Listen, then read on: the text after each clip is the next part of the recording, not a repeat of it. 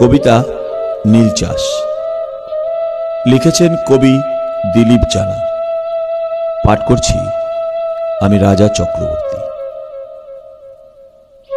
একটি সবুজ ধান ক্ষেত, যেখানে একটি খাল গান গায় যখন গর্ভিত সূর্যের নিচে উন্মুক্তভাবে ঘাসের দোলনায় সে দুলছে ভাটিয়ালি রাগে, যেন ছোট্ট উপত্যকাটি আলোর বুদবুদ। সেই যুবক কৃষক খালি গায়ে খোলা মাথায় মিষ্টি জলের নীল ডোবায় স্নান করছে।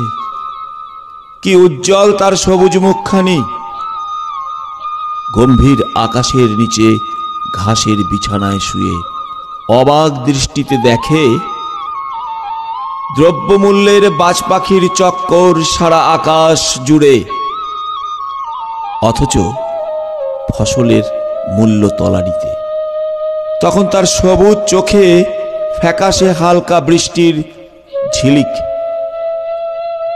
সে ঘুমায় একটি অসুস্থ শিশুর মতো হাসতে হাসতে। প্রকৃতি তার উষ্ণতার দোলায়, কিন্তু সে ঠান্ডা। সুগন্ধি তার নাসারন্ধ্র কাঁপাতে পারে না।